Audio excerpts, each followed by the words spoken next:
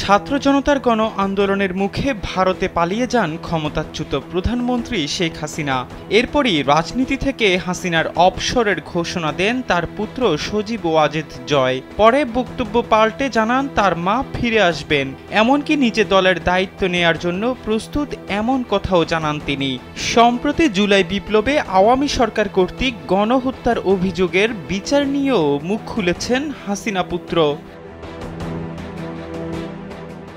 বার্তা সংস্থা রয়টার্সকে দেয়া এক সাক্ষাৎকারে জয় জানান, বাংলাদেশে ফিরে আসাটা তার মায়ের উপর নির্ভর করবে। তিনি দেশে ফিরে বিচারের মুখোমুখি হওয়ার জন্য প্রস্তুত। হাসিনা পুত্র জানান, এই মুহূর্তে তিনি আওয়ামী লীগের নেতাকর্মীদের নিরাপদ রাখতে চান। বাংলাদেশের একমাত্র মাল্টিন্যাশনাল টাইলস ব্র্যান্ড আরএকে সিরামিক্স। তাই তিনি দলের নেতাকর্মীদের উপর চালানো নৃশংসতা সম্পর্কে আন্তর্জাতিক সচেতনতা বাড়াতে চান।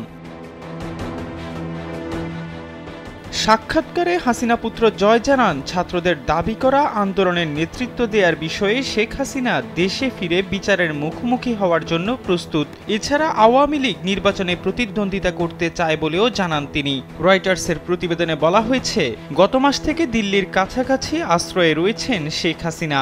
এই সময় আওয়ামী লীগের অনেক সিনিয়র নেতাকে আন্দোলনে 1000-এর বেশি নিহতের ঘটনায় সম্পৃক্ততার অভিযোগে গ্রেপ্তার করা হয়েছে। এছাড়া অনেকে আত্মগোপনে চলে গেছেন। জয় অভিযোগ করেন, শেখ হাসিনার পতনের পর থেকে আওয়ামী লীগের অনেক নেতাকর্মীকে হত্যা করা হয়েছে। তবে এই বিষয়ে অন্তর্বর্তী সরকারের প্রতিনিধিরা তার মন্তব্যের অনুরোধে তাৎক্ষণিক সাড়া দেননি।